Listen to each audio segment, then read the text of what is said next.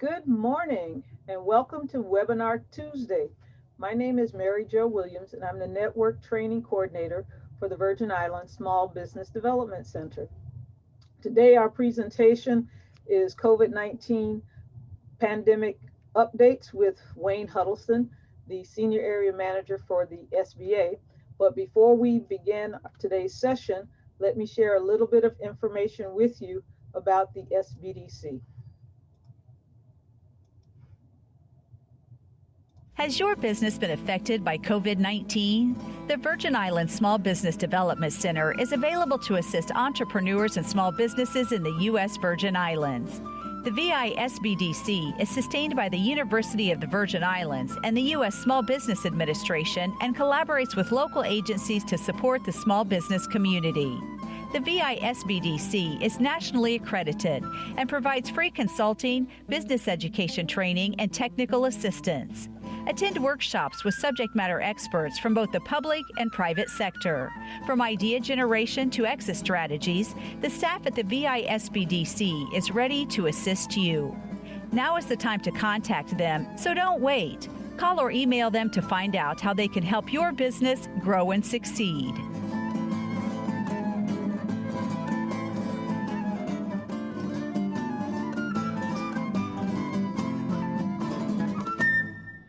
¿Su negocio ha sido afectado por COVID-19?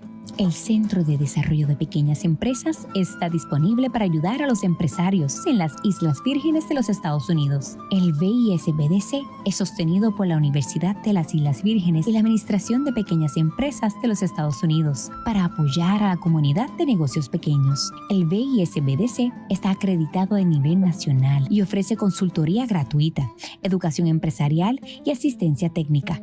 Asiste a talleres con expertos en la materia, tanto del sector público como del privado. Desde generaciones de ideas hasta estrategia de salida, el personal del VISBDC está listo para ayudarlo. Ahora es el momento de contactarlos si necesita ayuda. Llame o envíe un correo electrónico para averiguar cómo puede ayudar a que su negocio crezca y tenga éxito.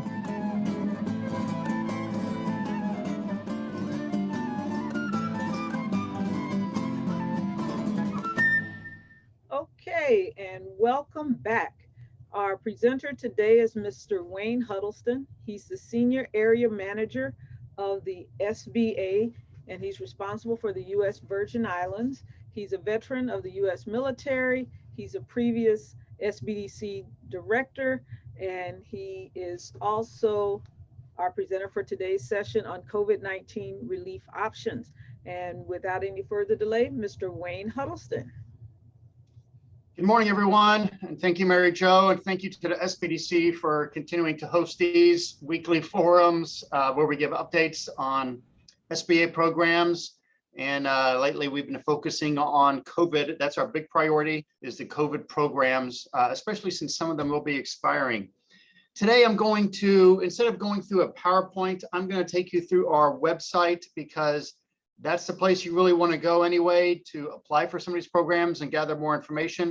It also does a really good job of explaining a lot of things. I'm not going to go into big depth because we're going to leave time at the end for you to ask any questions about any of these programs during this webinar. So we're not going to go into too in depth on any of these, but we are going to cover 3 of them more than others because those are the primary ones here in the Virgin Islands, and then answer any questions you have. So this first page you see right here is just the front page of SBA's website. As you can see, we are prioritizing our COVID-19 relief options right now. That's the front page you see. Just go to sba.gov and it'll take you right here. You click Learn More and you'll see our top programs. I'll cover these a little bit down here in the bottom, but I'm really going to focus on these top 3. The first one I'd like to talk about is our Paycheck Protection program. This program has been offered since last year. It's a little over a year old. It went through August of last year, and then there was a break while Congress debated whether they want to have more funding, and then it was approved again in December. A few important things to note in this program. One is that you may have read online or seen in the papers recently that the program is exhausted of funds. That is not completely accurate.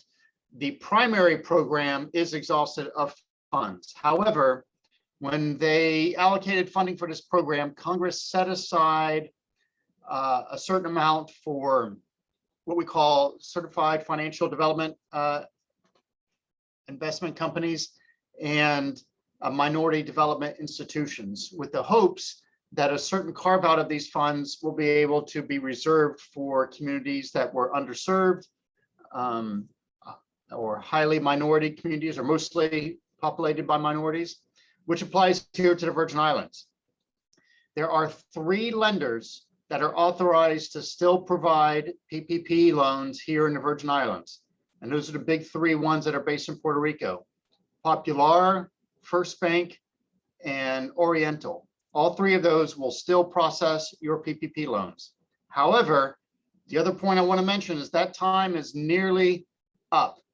May 31st is the deadline here to apply for that program. And do not expect to be able to apply for that program on May 31st. This is the deadline that lenders have to submit your application to SBA for approval. Any lenders will close their application portal prior to that time. Oftentimes it's about a week before, but they may do it earlier. They may do it 10 days before. It's really up to them. So I would not consider May 31st as your deadline. I would consider this week as your deadline. I would start applying right now. If you have not applied for PPP and you wish to get an application in, there is no reason to delay anymore. Not a week, not any more time. It may be open. They may still continue to take applications next week, and maybe even in a week after, but I do not expect after that. So there's absolutely no reason to wait. You should go ahead and apply. Just to talk simply about what a PPP loan is, if you have not taken a loan before or not very familiar with the program, it is to replace payroll that was lost during the pandemic. It is a loan, but it is a forgivable loan. It is offered to nonprofits, for-profit institutions, any small business in a territory that had payroll. This now, most people, well, I'm not going to say most people, but some people confuse payroll as, well, you have to have employees. So if you have a business, you have to have some employees to qualify for the program. That is not the case. It is not restricted to just people who have more than one employee.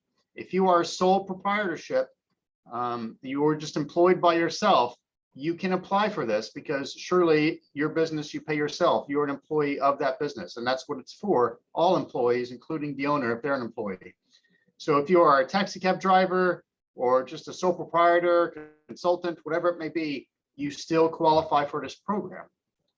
How to apply? You simply, I'm going to talk about the first ones here, but you simply just contact your lender. And so here in the Virgin Islands, as I mentioned, there are only 3 that are authorized to provide loans right now: First Bank, Popular, or Oriental.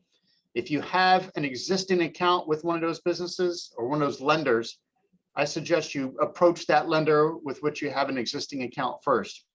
It's not necessary that you have an existing account with them as far as SBA is concerned. Sometimes the lenders may put that limitation on there, but start with who you know. If you don't have an existing relationship with a local lender or you're having some difficulty, you can use lenders from outside. But I don't know of any lender from outside right now that is offering a loan to the Virgin Islands that still is authorized under the reserved program as a CDFI or MDI. There might be 1 or 2 out there, but you really should focus on First Bank, Oriental, or Popular. So once you apply for this loan, you do not go through SBA at all.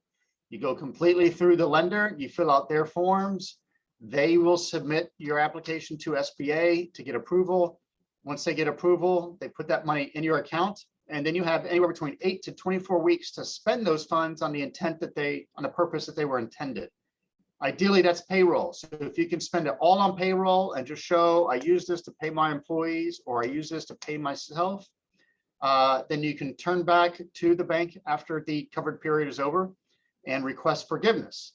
You fill out some forms, you show evidence of how that money was spent, then they will submit that application to SBA, and ideally the loan will be forgiven.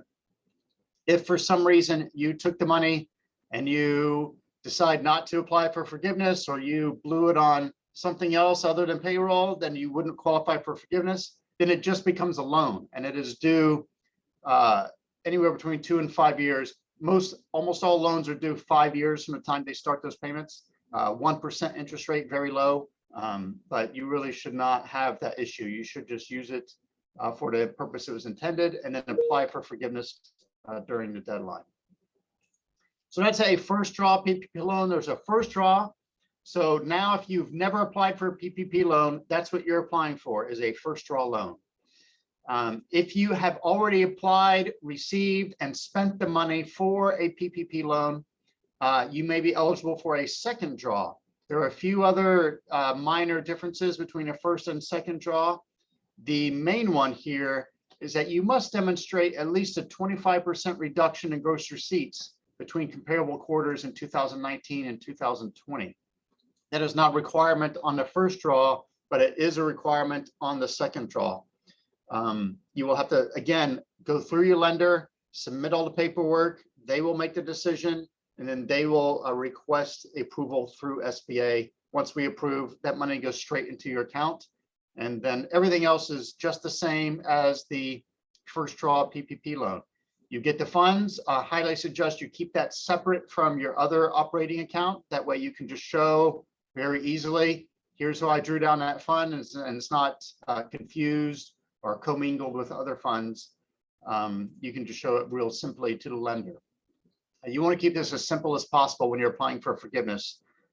You don't want to commingle funds or bring in other expenses unless it's absolutely necessary.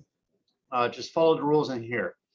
When you apply for forgiveness, the exact same thing happens as far as who you deal with. You're going to be going directly to your lender. You will apply for forgiveness through your lender. Both must be done after the covered period. So if you're getting a first draw loan, as soon as you get the funds, if you spent it all within 30 days, you still can't apply for forgiveness until your covered period ends, which at minimum is 8 weeks. So you apply, you contact your lender, they'll have you fill out this form. You'll put together your documentation that shows your payroll. If you are trying to incorporate non-payroll expenses, you can put that information in as well. And then you submit the forgiveness form to your lender, and then they will be in touch with you on the process. They must have some time to review all your documentation. Then they put that together, they submit it to SBA, and then SBA has time to review documentation.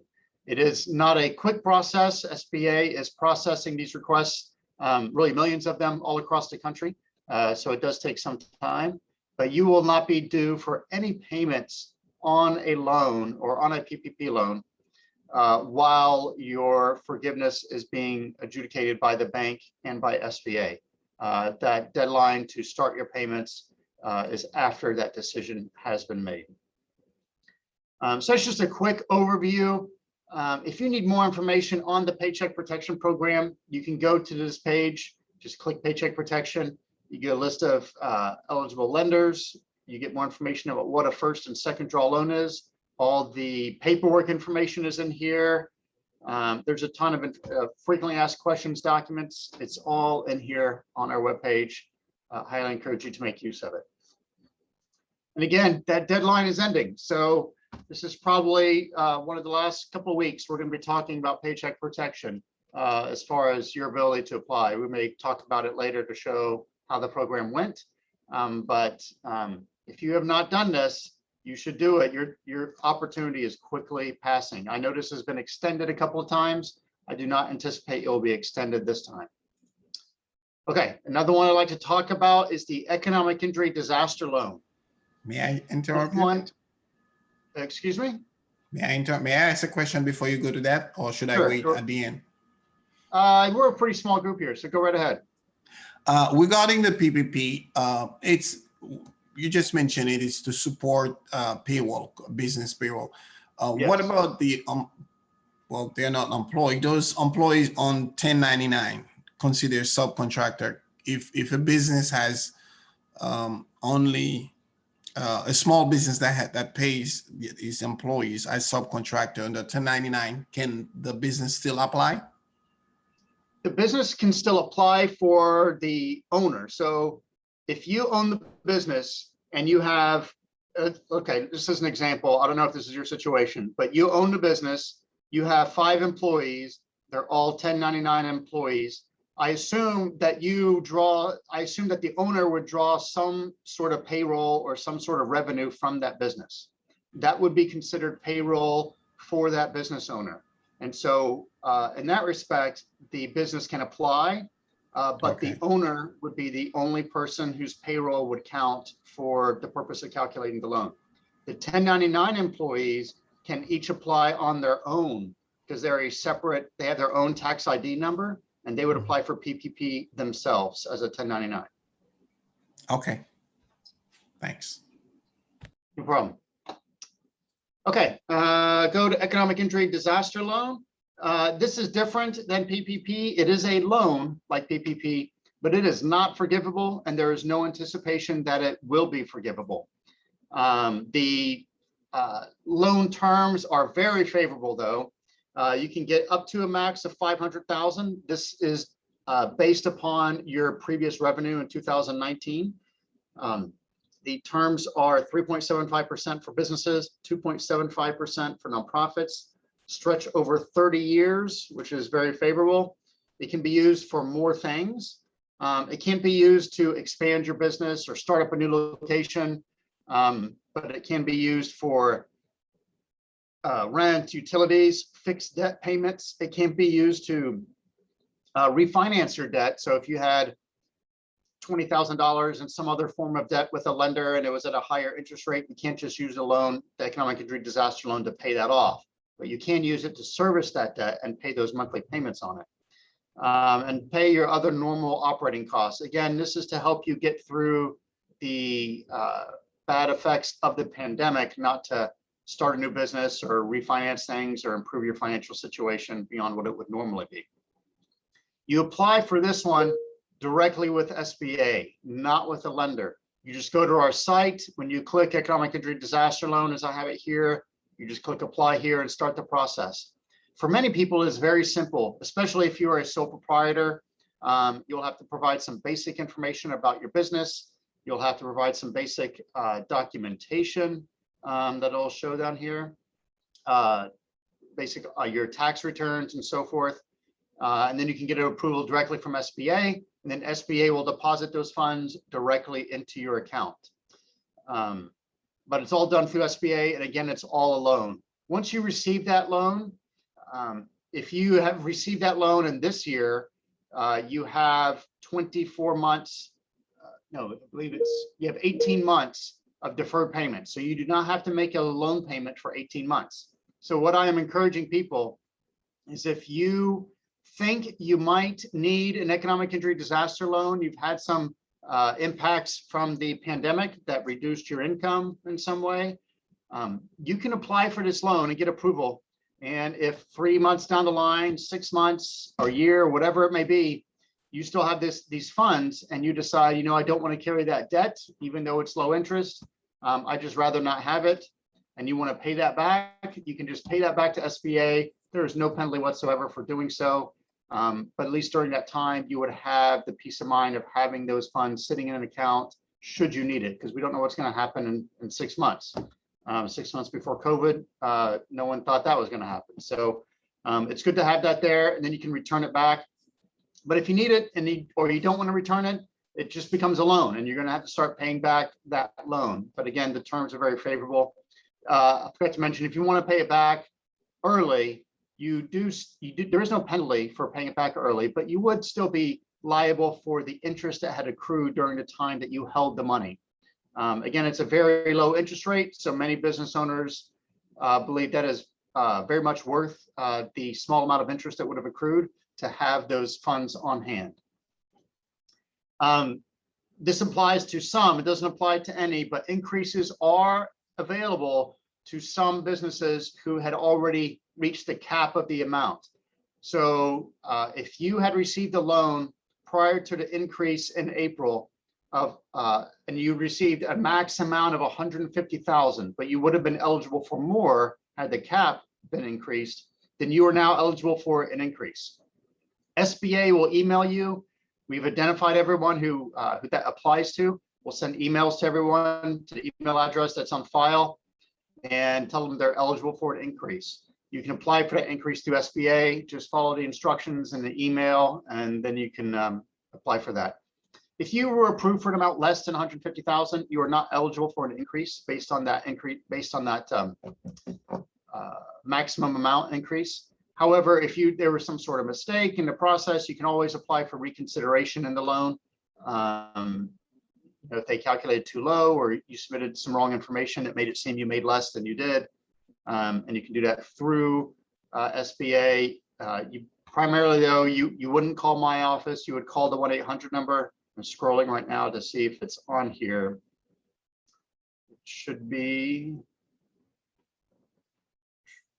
It's existing borrowers, program data, additional information. All right, it's not on here. I'm sure it's in one of these forms, but it's basically 1-800-659-2955. Again, it's 1-800-659-2955. If you want more information about economic injury disaster loan, your application, or anything that's on this page right here. The deadline for this is much longer out. It goes until December of this year, so you have a lot more time. However, you only get one loan. So with PPP, you could get a first draw and you could get a second draw. That is not the case with economic injury disaster loan. You can only get one loan per disaster. So if you got this COVID-19 loan, that's it. That's all there is. So so you have some time, but again, if you need the funds, I suggest you read about the program more, visit our website and apply directly there. Okay, the third program that I'm going to spend a little bit more time on is the Restaurant Revitalization Fund, also on our site. This program was approved in March and finally was open to accepting applications last week.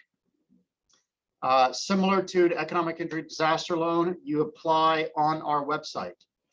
This is not a loan, but it is the way it's administered is you could be liable if you don't spend the funds in the right way. So I'm going to go through the detail of it.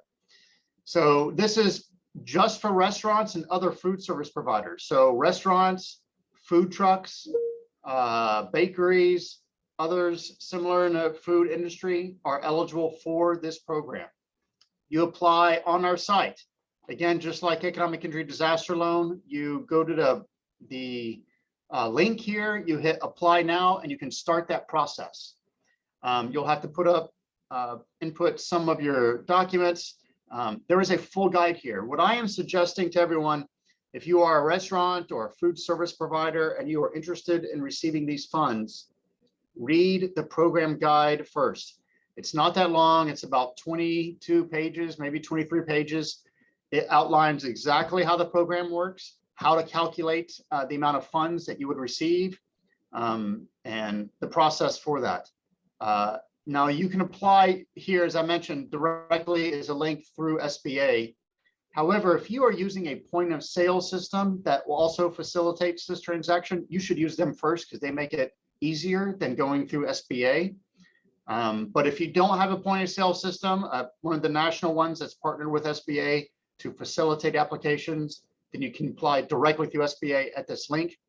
You can also apply by mailing in information, but I highly recommend you do not spend your time doing that. It can be a much longer process. It's much easier to do online. If you don't have an internet connection, you can always go to SBDC. I believe they have a computer or two that you could borrow. They can help you with that application process so that you can do it online. Again, this is meant just for restaurants and food service providers. You apply directly through our site.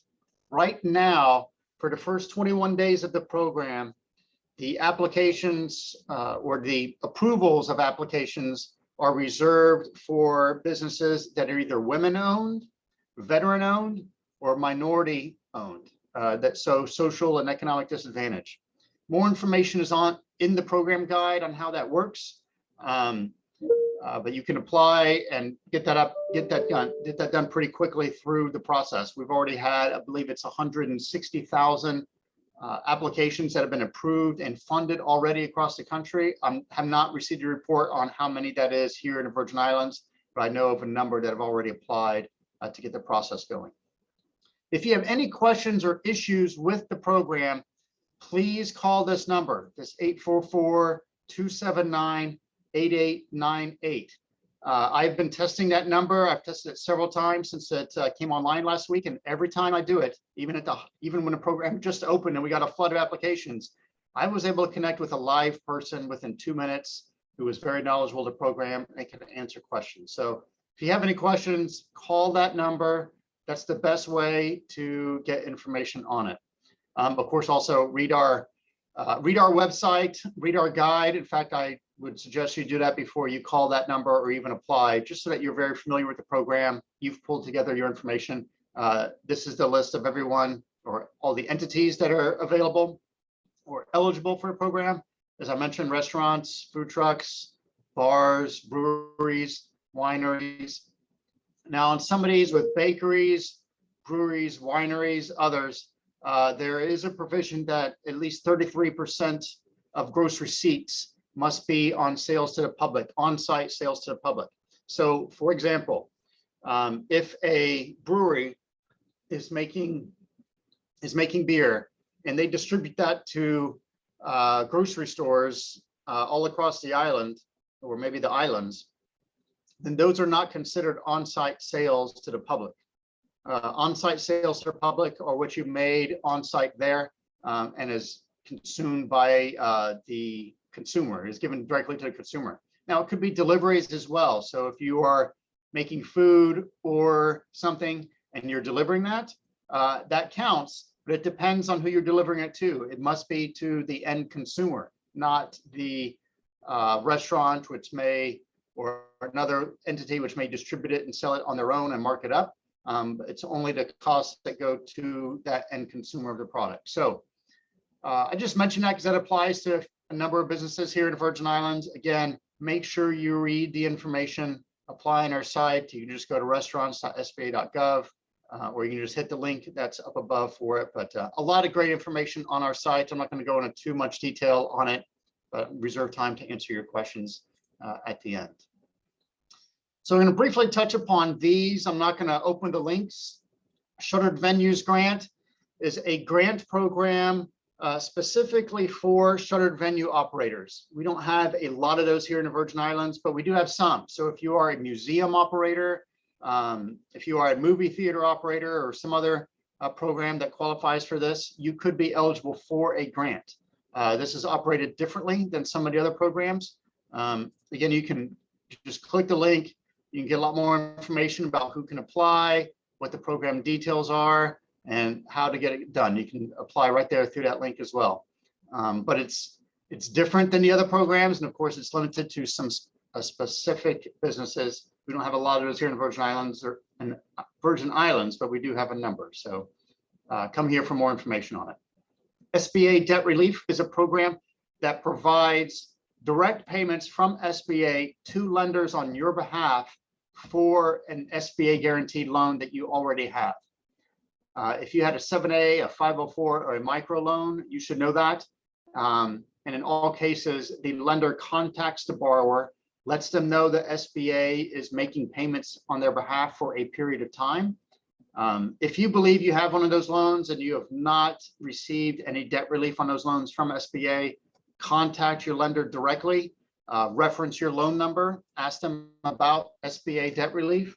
I have not heard of any business or any recipient of an SBA loan from a local bank that has not already had their debt relief.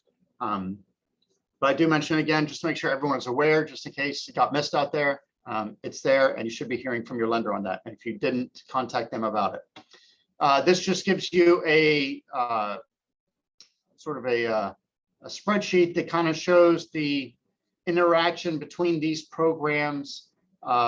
If you're applying for multiple programs, which many people do, you can get EIDL, you can get PPP, you can get RRF. But there are some things that impact one another. So for instance, Restaurant Revitalization Fund. If you are a restaurant and you're receiving Restaurant Revitalization Fund funds and a grant, whatever you're approved for, if you'd already received a PPP loan, those PPP loan dollars will be deducted from your approval amount on the RRF. That's just an example. That's probably the most common one that happens. PPP funds are deducted from a Restaurant Revitalization Fund grant. If you are a Shuttered Venue Operator grant, you cannot apply for PPP after that. Idle recipients can have both, and it doesn't reduce it, but they just can't be used for the same purposes. You can't count things on PPP as the same thing you spent the money on for idle. It has to be a little bit different. So, Ted, I see your hand raised. You want to go ahead and ask your question? Yes, good morning, Wayne. Thank you very much. This is fantastic information. I just want to make sure I heard that correctly. If a business or restaurant received PPP and they apply for the Restaurant Revitalization Fund, the amount that they received in PPP will be part of the equation in the RRF? Yes. Okay. So just throwing out an example out there, if they received, if they're approved for $80,000 in Restaurant Revitalization funds, and they had already received PPP loans in the amount of $30,000, their max amount that they could be approved for under Restaurant Revitalization would be $50,000. It would just be reduced. Great example. It's a fantastic deal, honestly, because in Restaurant Revitalization Fund, you're basically looking at your 2019 revenue, and then you're looking at your 2020 revenue, and you're subtracting the difference. And so whatever that difference is what your approval amount is. And then you subtract out PPP. But essentially, you're making it so there's almost no financial impact over the longer term of COVID. So even with the PPP reduction. So. But that's it. That's the overall what I wanted to cover during this program. I wanted to hit the main COVID-19 relief options. Of course, we have a lot of other programs at SBA. I'm not going to cover today, but I can certainly answer any questions you have if it's about any of other programs. But I really want to focus on COVID relief as we're nearing the end of some of these programs, specifically PPP.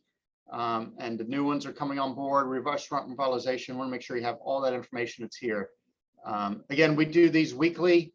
Thank you, SBDC, for continuing to host these. I think we're going to be continuing these for at least the next couple of months. But you don't need to wait for one of these forums. If you have any questions, you can contact SBDC. You can get a lot of questions answered on our site, or you can also email or call me, and I may be able to help. But with that, I'd like to just open it up to questions. I thought I saw Greg's hand wave, but I don't see it now. But if anyone has any questions, you can either unmute yourself or you can put it in chat. Thank you, Wayne. Can you all hear me? I can. Good morning, everyone. Wayne, I heard you say the subject is PPP loan. Heard you say earlier that the three main banks are still open and accepting applications. Correct. Are they accepting applications under the same conditions as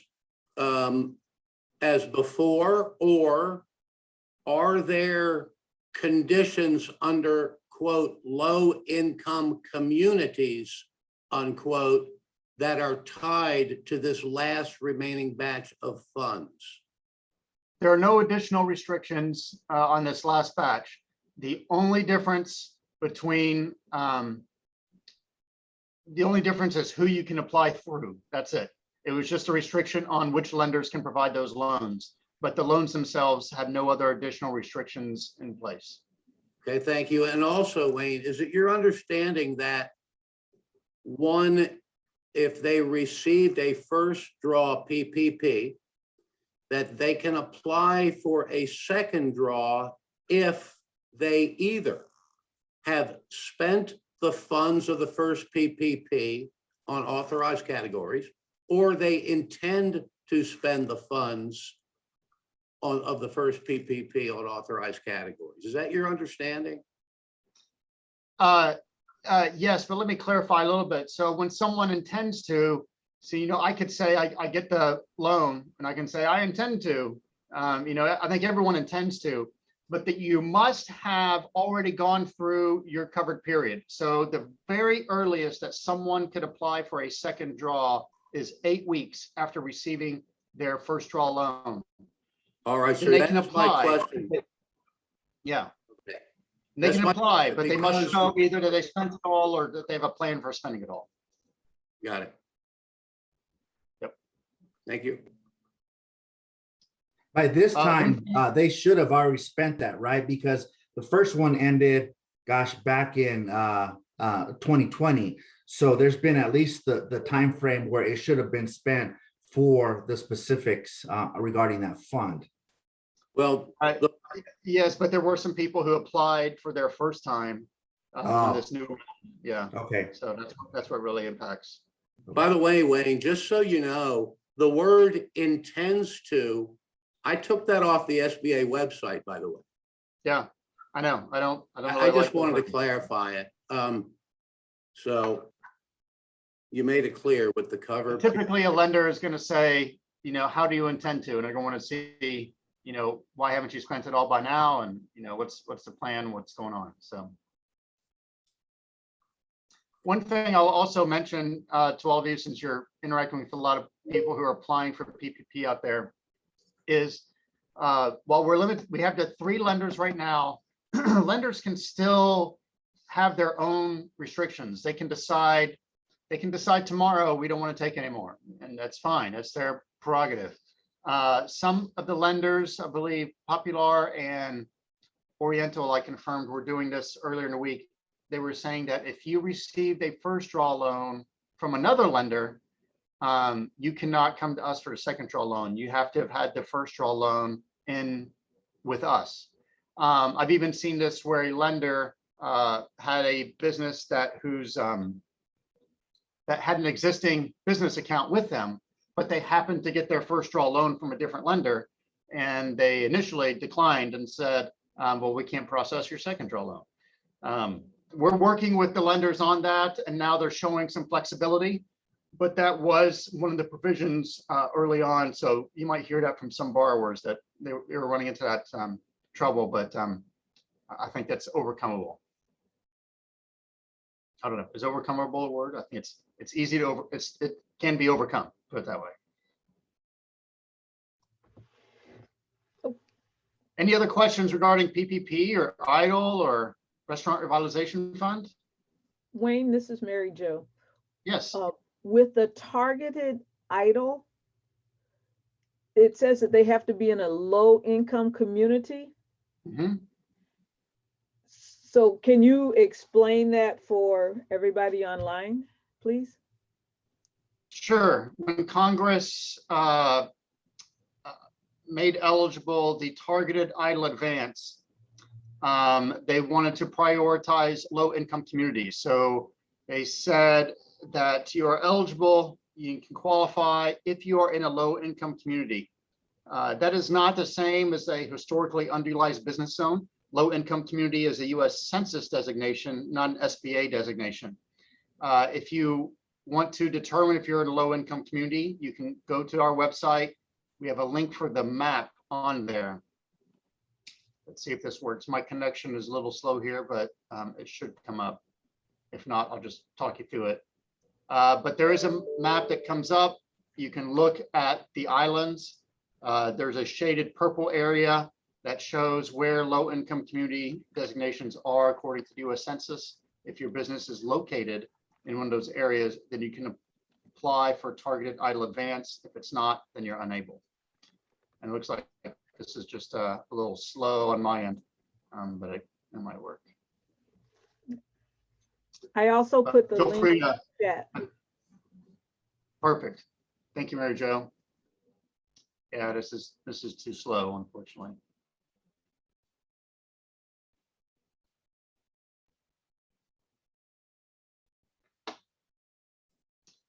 All right, what else? Any other questions about any of these programs or anything SBA?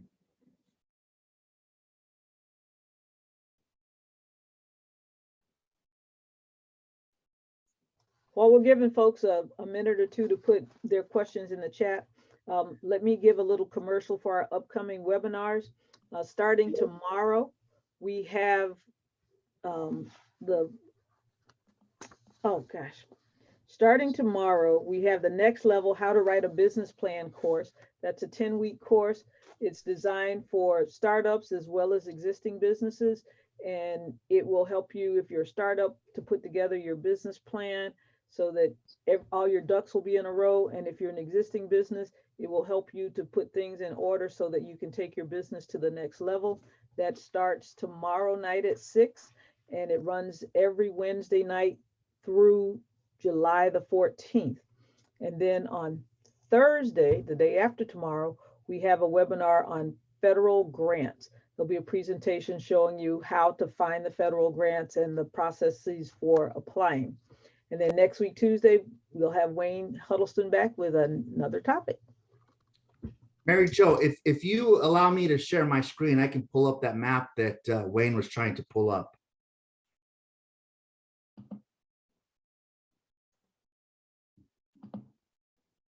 Okay. Can you all see my screen? Can everyone on the see my screen? This is St. Thomas. So essentially all of St. Thomas does not qualify, but the areas in gray, I'm sorry, in purple show the low income community according to the US Census. So this is just that link that Mary Jo shared in the chat. So you can go through there and then let me, it looks like none of St. John qualifies, but let me go down to St. Croix. Give me 1 second here. And in St. Croix, you'll see that most of the west side of the island, Frederickstead, qualifies as low-income community, and parts of Christianstead.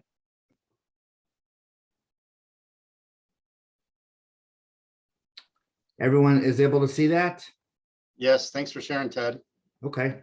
All right. And then I'll just back out a little bit and you'll see that it's there. So they can click on that. So just click on the link that Mary Jo shared in the chat and you're good to go. All right. I'll stop sharing. That's a very helpful link. Thank you, Wayne. No problem. Thank you. Mary Jo, are there still slots available for the next level class? Yes, we have a few, a very few left, but yes, we do have a few. Okay. So if somebody wants to join that, what do they need to do?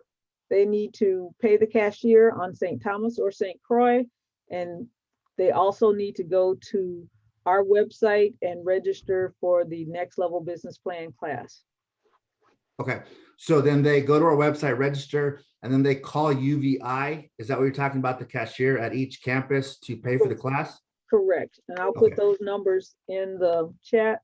For St. Croix, it's 340-692-4160, and for St. Thomas, it's 340-693-1437. Okay, great, thank you. Thank you.